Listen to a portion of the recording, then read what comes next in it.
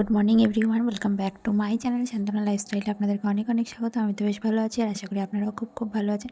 তো সকালবেলা দেখতেই পেলে গপু সোনাকে আমি ফল দিয়ে একটু সেবা দিয়ে দিয়েছি। আর এদিকে দেখো ওইদিকে ভাত আর ডিম সিদ্ধ বসিয়ে দিয়ে চলে এসেছি। দেখো গাছে হয়েছে অনেক টমেটো পেকে গেছে, তো সেগুলোই তুলতে এসেছি। আর আমি না এখানে রোদের ছটাতে সেইভাবে ভালোভাবে ক্যামেরাটা করতে পারছিলাম না, মানে বুঝতেই পারছিলাম না। আর এক হাতে ক্যামেরা ছিল আর এক হাতে আমি ভিডিও শ্যুট করছিলাম আর টমেটো তুলছিলাম। তো তার জন্য দেখো তোমাদের সঙ্গে খুব ভালোভাবে শেয়ার করতে পারিনি, কিন্তু যেটুকু পেরেছি শেয়ার করেছি। অ্যাকচুয়ালি রোদেও আরও ভালোভাবে দেখা যাচ্ছিল না, তো সেই কারণে।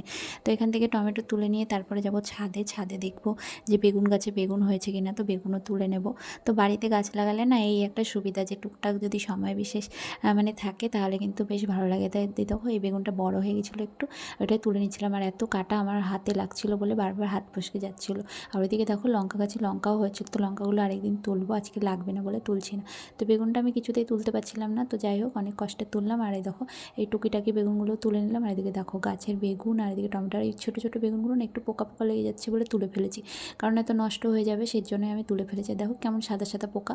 তো যাই হোক এগুলো তুলে নিয়েছি, এবার রান্নাবান্না করবো, তো পালং শাক করবো সেই জন্য বেগুন তুলে নিয়েছি। আর এই বছর শীতে না আমরা বেগুন কিনেই নি বাজার থেকে, বেগুন আর টমেটো। তো যাই হোক এদিকে দেখো আমার এসে দেখছি আমার ডিম সিদ্ধটাও হয়ে গেছে। ডিম সিদ্ধটা নামিয়ে নিলাম আর এদিকে কড়াই বসিয়ে দিলাম যে পালং শাকটা কাটা হয়ে গেছে, তো সেটাই আগে আমি রান্নাবান্না করে নেব। তো পালং শাকটা আলু বেগুন দিয়ে করব একটুখানি, আর তারপরে করব ডিম। দেখতে পেলে যেহেতু ডিম সিদ্ধ করেছি, তো ডিমের তরকারি করব। তো এদিকে দেখো একটু কালো জিরা আর শুকনো লঙ্কা ফোড়ন দিয়ে আলু বেগুনগুলো আগে ভেজে নেব। কাঁচা লঙ্কাও চিড়ে দিয়ে দিয়েছি। আর অল্প পালং শাক ছিল, খুব বেশি ছিল না, তো সেটুকুই রান্না করে নেব। আরেকদিন রান্না করেছিলাম, তো নিয়ে এসেছিলাম অল্প করে, তো সেটাই দুদিন হয়ে গেছিলো, মানে অনেকটা ছিল, একদিনে খাওয়া যেত না, সে কারণে দুদিন করা হয়ে গেছে। তো সেদিন করেছিলাম, মানে পরশুদিন করেছিলাম আর আজ করছি। তো ওইদিকে আমি দিয়ে ভালো করে ভেজে নিচ্ছি। আর তা করতে পাখি এসেছিলো, তো সে কারণে বিস্কুট নিয়ে ভেঙেই জানলা দিয়ে দিচ্ছিলাম। ওরা বারবার শুধু কিচিরমিচির করছিলো, সে কারণে একটু দিয়ে দিলাম। আর এদিকে দেখো লবণ হলুদ দিয়ে এটাকে ভালো করে ভেজে নেব। দিয়ে দেখো পালং শাকগুলো দিয়ে দিলাম। আর কিছুই দেবো না আজকে, জিরে গুঁড়ো ধনে গুঁড়ো সব কিছুই দিচ্ছি না, আজকে শুধু হলুদ লবণ দিয়েই করছি। তো যাই হোক পালং শাকটা লাড়িয়ে ছেড়িয়ে কিছুক্ষণের জন্য ঢেকে দিলাম। তো ঢেকে দিলে না তারপরে জলটা বেরিয়ে যায়। তো দেখো পালং শাক থেকে সমস্ত জলটা বেরিয়ে গেছে। তো এবার আমি পালং শাকটা একটু ভালো করে লাড়িয়ে চাড়িয়ে নিয়ে দেখছি যে কত কি সিদ্ধ মিদ্ধ হয়েছে কিনা। তো দেখলাম যে না হচ্ছে। আর এদিকে তাকতে আমি ডিমগুলো ছাড়াতে চলে এসেছি। ডিমগুলো সেদ্ধ হয়ে গেছে, সেগুলো ছাড়িয়ে নিচ্ছি ডিমগুলো। তো ডিম ছাড়াতে কার কার ভালো লাগে বলো? আমার না ভীষণই ভালো লাগে ডিম ছাড়াতে। তো অনেকে আবার বলে যে ভালো লাগে না, কিন্তু আমার ডিম ছাড়াতে ভালো লাগে। কিন্তু ডিমটা যদি ভালো করে সেদ্ধ হয়ে যায় তবে, কিন্তু আমার ডিম খেতে কিন্তু একদমই ভালো লাগে না। ডিমটা ছাড়াতে ভালো লাগে, খেতে একদমই ভালো লাগে না। আর এদিকে দেখো তার মধ্যে দেখছি পালং শাকটা লেগে যাচ্ছে, তো তার জন্য আবার একটু ওইদিকে চলে গেলাম। পালং শাকটাও লাড়ি চাড়িয়ে নিচ্ছি, এদিকে ডিমগুলোও ছাড়িয়ে নিচ্ছি। তো এদিকে ডিমগুলো ছাড়ানো হয়ে গেছে, আর এদিকে পালং শাকটা আমার কমপ্লিট হয়ে গেছে। ডিম ছাড়াতে আমার পালং শাকটা কমপ্লিট হয়ে গেলো। তো পালং শাকটা আমি নামিয়ে নিচ্ছি। আর পালং শাক খেতে না আমাদের বাড়ির সবাই খুব ভালোবাসে, মানে শাক মোস্টলি সবাই ভালোবাসে, আর আমরা হলাম শাকপ্রিয় মানুষ। তো যাই হোক এদিকে দেখো ডিমগুলো একটু চাকু দিয়ে সুন্দর করে কেটে নিচ্ছি। তো ডিমের কারি করবো বলে ডিমগুলো এরকমভাবে কেটে নিচ্ছি। এরকমভাবে ডিমগুলো কেটে নিলে না ডিমের ভিতরে মশলাগুলো ঢোকে আর বেশ ভালো লাগে। আর এখনকার ডিমে না একটা কেমন আষ্টেনি গন্ধ উঠে, তো সেটা আমার ভালো লাগে না বলে আরও একটু ডিমের তরকারিটা একটু অন্যরকমভাবে একটু করতে চাইছি। এদিকে দেখো ডিমটাকে ভালো করে একটু ফ্রাই করে নিলাম। আর এবার ফ্রাই করতে বসিয়ে দিলাম হলুদ লবণ দিয়ে মেখে, আর অল্প তেলেই ভাজছি, তাহলে লাল লাল ভাজা। আর এদিকে মিক্সার জারে নিচ্ছি টমেটো, রসুন, আদা, লঙ্কা আর পেঁয়াজ। তো এটাকে একটুখানি জল দিয়ে এটাকে পেস্ট করে নেবো, পেস্ট করে নিচ্ছি। আর এদিকে দেখো আমার ডিমগুলো দেখো লাল লাল করে ভাজা হয়ে গেছে। ডিমগুলো এবার আমি তুলে নেবো এক এক করে, সমস্ত ডিমগুলো দিয়ে তুলে নিয়ে। আর 4টে ডিমই রান্না করছি, কারণ 4জন মানুষের 4টে ডিম একবেলা খাওয়ার জন্য। আর একটার বেশি ডিম কি কারোই অত ভালো লাগে না। তো যাই হোক এদিকে কড়াইতে আরেকটু তেল দিয়ে এর মধ্যে দিয়ে দিলাম জিরে ফোড়ন আর গোটা গরম মশলা, শুকনো লঙ্কা, তেজপাতা দিয়ে ভালো করে লাড়িয়ে চাড়িয়ে নিয়ে এর মধ্যে দিয়ে দেবো কেটে রাখা পেঁয়াজ আছে, সেটা একটু দিয়ে দেবো। দিয়ে তার মধ্যে বেটে রাখা মশলাটাও দিয়ে দেবো। তো এদিকে দেখো আমার এদিকে মশলা ভালোভাবে এদিকে পেঁয়াজটা ভেজে নিচ্ছি। আর পেঁয়াজটা ভাজা হয়ে গেছে, তো এর মধ্যে দেখো বেটে রাখা ওই মিক্স করে রাখা মশলাটা এটাই আমি দিয়ে দিলাম। আর দিয়ে দিলাম একটু পাকা পাকা টমেটো।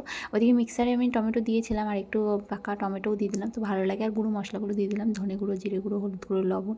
তো সমস্তটা দিয়ে এবার মশলাটাকে ভালো করে লাড়িয়ে চাড়িয়ে নিয়ে আমি কিছুক্ষণ কষিয়ে নেব। আর মশলা ধোয়া জলটাও দিয়ে দিলাম, তো ওটা বেস্ট করবো তার জন্য দিয়ে দিয়েছি। তো এদিকে দেখো ভালো করে মশলাটা এদিকে কষিয়ে নেব। তো এদিকে ভালোভাবে আমার মশলাটা কষিয়ে যাচ্ছে, তো কষিয়ে ভালো করে কষিয়ে নিয়ে দেখো সমস্ত মশলা থেকে তেল ছেড়ে দিয়েছে একদমই। আর দিয়ে আমি জল দিয়ে দিয়েছি, জল দিয়ে এটা ফুটে উঠলে এর মধ্যে ডিমগুলো দিয়ে দেবো। তো ওইদিকে একটু বেশি করে জল দিয়ে দিলাম, খুব বেশি জলও দিইনি আবার খুব কমও জল দিইনি। কারিটা যেরকম হবে ঠিক সেরকম অনুপাতে আমি জল দিয়েছি। আর এদিকে দেখো লাল লাল করে ডিমগুলো ভেজে রাখা ওগুলোও দিয়ে দিলাম। তো দিয়ে এটা কিছুক্ষণ ফুটে উঠলেই আর এর মধ্যে একটু ওই যে গরম মশলা দিয়ে দিলাম, দিয়ে এবার এটাকে আমি নামিয়ে নেবো। ব্যাস, তাহলে আমার ডিমের কারি কমপ্লিট হয়ে গেল। তো যাই হোক, আজকে ডিমের কারিটা খুব সুন্দর করে রান্না করার চেষ্টা করেছি। আর যেহেতু পরে ভয়েসটা দিচ্ছি তার জন্য বলতেও পারছি যে ডিমের কারিটা খুব সুন্দর হয়েছিল খেতে। আমি মোস্টলি ডিমের তরকারিটা ভালোবাসি না, কিন্তু আজকেরটা ভালো হয়েছিল তাই খেয়েছিলাম। আর দিয়ে এদিকে দেখো কড়াইতে আবার গরম করে নিচ্ছি তেল। আর দেখতে পেলে বেগুন আর মিষ্টি কুমড়ো কেটে নিয়েছি, একটু হলুদ লবণ দিয়ে মাখিয়ে নিয়েছি। তো সেটাকে এখন আমি ভেজে নেব। তো এই যে মিষ্টি কুমড়োটা ভাজছি ওই ভাইটার জন্য, বেগুন খায় না, আর বেগুনটা আমাদের জন্য। আর এগুলো গাছে, ওই যে গাছ থেকে দেখতে পেলে বেগুন নিয়ে এসেছিলাম, তো সেটাই ভাজা করে নিচ্ছি। তো গাছের এরকম কচি কচি বেগুন না ভাজা খেতে খুব ভালো লাগে। আর তো বেশি দিন এইরকম কচি কচি বেগুনটা পাবো না, তো সেজন্য এখন পাচ্ছি যে কদিন সে কদিন একটু ভালোভাবে খেয়ে নিই। তো যাই হোক, লাল লাল করে এগুলো ভাজা হয়ে গেল। তো এবার করবো একটু টমেটোর চাটনি, তার জন্য তেলটা একটু কমিয়ে নিচ্ছি, কমিয়ে নিয়ে আর সাদা তেলে চাটনিটা আজকে করবো। একটু সর্ষে ফোড়ন আর দিয়ে দিচ্ছি শুকনো লঙ্কা, দিয়ে এর মধ্যে টমেটোগুলো দিয়ে দিচ্ছি। গাছ থেকে যে পেরে এনেছি টমেটো, সেই দিয়েই আজকে মানে দুটো তিনটে রেসিপি আমার রান্না হয়ে গেল। তো যাই হোক, এই চাটনিতে দিয়ে দিলাম একটু হলুদ লবণ, দিয়ে এই দেখো চাটনিটা ভালো করে ফুটিয়ে নিচ্ছি। যারা সব গলে গেছে, এবার দিয়ে দিচ্ছি চিনি দিয়ে বাস একটু লাড়িয়ে চিনিটা গলে গেলে আমার চাটনি কমপ্লিট। তো যাই হোক, চাটনিটা কমপ্লিট হয়ে গেছে, তো চাটনিটাও নামিয়ে নিলাম। তো আর এবার করবো আমি রুটি। তো রুটিটা করে নেব। তো এটা আমার শ্বশুরমশাইয়ের জন্য রুটিগুলো করছি। সকালবেলা প্রতিদিন আমার রুটিটা করতেই হয়, তো আজকেও সেই রুটিগুলো বেলে সমস্ত রুটিগুলো ভেজে নেব। তো এক এক করে রুটিগুলো বেলে নিচ্ছি আর এদিকে ভাজছি। তো ওইদিকে রুটি, সকালবেলায় না রুটি করতে ভালো লাগে না, কিন্তু কী করবো, উপায় নেই, করতেই হবে। সকালবেলায় মানে প্রচুর চাপ পড়ে যায় এই রুটিটার জন্য। রুটিটা করতে বেশ সময় লাগে না, অল্প সময়ের মধ্যেই হয়ে যায়। কিন্তু এই যে আটা মাখো, রুটি করো, এই একটা মনে হয় যেন সকালবেলায় যেন মনে হয় যেন একটা খুব দেরির কাজ। তো যাই হোক, এদিকে রুটিটা দেখো বেলে নিয়ে এদিকে দিয়ে দিলাম চাটুতে। এবার ভালো করে রুটিটাকে এপাশ ওপাশ করে তারপরে ভালো করে ভেজে নেব। তার সমস্ত রুটিগুলো ভাজা হয়ে গেছে আমার। আজকে দেখো কী কী রান্নাবান্না করেছি। তো ডিমের কারি করেছি, এদিকে পালং শাক, ওদিকে টমেটোর চাটনি, আর এদিকে বেগুন আর মিষ্টি কুমড়ো ভেজেছি।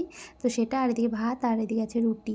আর এদিকে দেখো তারপরে আমি চলে এসেছিলাম, বরমাসায় চলে যাওয়ার পরে চলে এসেছিলাম গাছে একটু জল দিতে।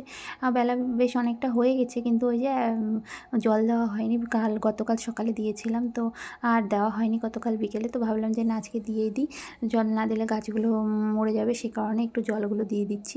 ওদেরও তো জল তেষ্টা পায় বলো, আমাদের মতন। তো যাই হোক, ওদেরকেও জল দিয়ে নিচ্ছি। আর এদিকে দেখো জল দিচ্ছি, তো গাছগুলো মানে বেশ মনে হচ্ছে ভালো লাগছে। রোদটা দেখেছো কী পরিমাণে রোদের তাপ, প্রচণ্ড পরিমাণে রোদের তাপ। সকালই এখন খুব রোদ উঠে যায়, তার কিছুদিন পরে তো আরোই রোদ উঠবে। তো যাই হোক, গাছে জল টল দিয়ে ঘরে চলে এলাম। ঘরে এসে দিকে দেখো রান্নাঘরটা মুছে নিচ্ছি, আর মাও এসেছিলো, মার সঙ্গে একটু গল্পও করছি আর কাজও করছি। তো মা এসে বসে আছে, মা গেছিলো একটু হেলথ সেন্টার থেকে এসে আমাদের বাড়িতেই চলে আসতে বললাম যে রান্নাবান্না আছে এখানে, খাবার দাবার থাক, তোমাকে রান্না করতে হবে না, চলে এসো। আবার গিয়ে রান্নাবান্না করবে, ও তার জন্য আমি বললাম থাক, আর করতে হবে না, শরীরটা যেহেতু ভালো না, তার জন্যই বললাম এখানে চলে এসো। তো চলে এসেছিলো মা। আর এদিকে দেখো আমি রান্নাঘরটাও বেশ ভালোভাবে মুছে নিচ্ছি। এই একবার মুছেছিলাম, দিয়ে আবার না কী যেন কাজ করেছিলাম, তো তার জন্য আবার নোংরা হয়ে গেছিলো, সেই জন্য আবার আর একটু মুছে নিচ্ছি ভালো করে। তো এদিকে ভালো করে রান্নাঘরটা মুছে টুছে তারপরে যাবো বাসন কোসন মাজতে। অনেকগুলো বাসন আছে, তো সেই বাসনগুলোও মাজতে হবে। তো যাই হোক, এদিকে দেখো সব কিছু আমি ছোটো ছোটো জিনিসের মধ্যে রেখে দিয়েছি। আর এদিকে দেখো বাসন নিয়ে বসে পড়লাম। কত বাসন দেখেছো, প্রচুর পরিমাণে বাসন। তো সেগুলো এখন ভালো করে একটু মেজে টেজে নিই, জল টল দিয়ে ধুয়ে আগে বাসনগুলো ধুয়ে নিই, তারপরে আমি বাসনগুলো মাজি। কারণ এঁটো কাটা থাকলে না তারপরে বাসনগুলো মাজতে বেশ ভালো লাগে না, কেমন একটা বিরক্তিবোধ লাগে। তো তার জন্য আমি আগে এঁটো কাটাগুলো সব কিছু ফেলে নিই সুন্দর করে, তারপরে বাসনগুলো মাজতে থাকি। আর মা কী বলছিলো সেগুলোও শুনছি আর বাসনও মাজছি। আর এর মধ্যে জল এসছে, দুধ এসছে, বাসন মাজতে কত রকম, কতবার উঠেছি আর কতবার গিয়েছি কি বলবো তোমাদেরকে। তো সেগুলো আর তোমাদেরকে কিছু শেয়ার করিনি, কারণ বাসন মাজতে প্রচুর মানে দেরি হয়ে গেছিলো। কারণ হলো ওইদিকে একবার দুধ নাও, একবার জল নাও, এই করতে করতে অনেকটাই লেট হয়ে গেছে। তো যাই হোক, এদিকে দেখো হাঁড়ি কড়াই সমস্ত বাসনগুলো আমি এক এক করে মেজে এবার ধুয়ে নেব। কারণ হলো বাসনগুলো এই মানে বাসনগুলো না মাজলে তো বাসনগুলো থেকেই যাবে। তো সেখানে আর মা বলছিলো দিয়ে আমি বাসনগুলো মেজে নিতে, আমি বলছি না, তোমার হাতে ব্যথা, মার ওই যে ইঞ্জেকশনটা পেকে গেছে, হাতে ব্যথা, তার জন্য মাকে মাকে মাজতে দিচ্ছি না। আর আমার মা না বাসন মাজতে ভীষণ ভালোবাসে, আমার একটুও ভালো লাগে না, আর মার খুবই ভালো লাগে বাসন মাজতে। মানে আমার যে কাজটা পছন্দ না সেটাই আমার মায়ের বেশি পছন্দ হয়। তো জানি না কেন। তো এই যে এটা আগাগোড়ায় মানে আমার যে কাজটা পছন্দ সেটা মার হয় না, আর মার যেটা পছন্দ সেটা আমার হয় না। আগে জানো তো বিয়ের আগে আমাদের মার আর আমার মধ্যে আমি সেরকম একটা কাজ করতাম না বিয়ের আগে। তো যেটুকুই করতাম কিন্তু তবুও মার কাছে খুব বকা খেতাম মানে এরকম বাসন ধোয়ার জন্য। কারণ হলো বাসন আমার একদম ভালোভাবে ধোয়া হতো না। আমি না বাসন ভালোভাবে পরিষ্কার করে ধুতে পারি না। আমার মানে মনে হয় যেন বাসন মাজতে গেলে শক্তি পাই না। তো যাই হোক, এদিকে বাসনগুলো মেজে চলে এসেছি। দেখো কতগুলো জামাকাপড় আছে। তো বেলা না অনেকটাই হয়ে গেছে। তো ভাবছিলাম কাচবো কি কাচবো না, করেও তার পরেও ভাবলাম যে না কেচেই দিই, যেহেতু রোদ আছে ভালো শুকিয়ে যাবে। আর এদিকে মা কী বলছিল সেটাও শুনছিলাম। আর এদিকে দেখো সমস্ত জামাকাপড়গুলো ভিজিয়ে ভালো করে একটু অল্প সার্ফের মধ্যে, এগুলো না খুব একটা বেশি নোংরা হয়নি, হালকা নোংরা হয়েছিল, হালকা ফুলকা। তো সেই জন্যই ভাবলাম যে না ধুয়ে দিই, ধুয়ে দিলে আর বিছানার চাদর মাদর সব কিছুই ছিল। তো বিছানার চাদরটাও সেরকম একটা নোংরা হয়েছিল না, কী মনে করে ধুয়ে দিলাম কী জানি না। তবে ইচ্ছা করছিল যে ধুয়ে দিই, ভাল লাগছিল না, ফ্রেশ মানে একটু করে নিই সব কিছু। তো যার জন্য এগুলো তার এদিকে দেখো কেচে কাঁচা টাচা হয়ে গেল। এদিকে ধুয়ে ভালো করে মেলে দিতে চলে গেলাম ছাদে। আর ছাদে দেখো কী পরিমাণে রোদ আর কী পরিমাণে হাওয়া, মানে হাওয়া যেমনি হাওয়া তেমনি রোদ, মানে দুটোই চলছে একসাথে। তো যাই হোক কিছু করার নেই। এর মধ্যে ক্লিপ না দিলে না সব উড়ে চলে যাবে। মানে যেমন বাংলাদেশ কী বলছে, ইন্ডিয়া থেকে বাংলাদেশে চলে যাবে। তো সেজন্য আমি তার জন্য এগুলো মেলে টেলে তাড়াতাড়ি করে সব ক্লিপগুলো দিয়ে দেবো। তো দিয়ে তারপরে চলে যাব ঘরে গিয়ে স্নান টান করে গোপুসোনাকে সেবা দিতে হবে।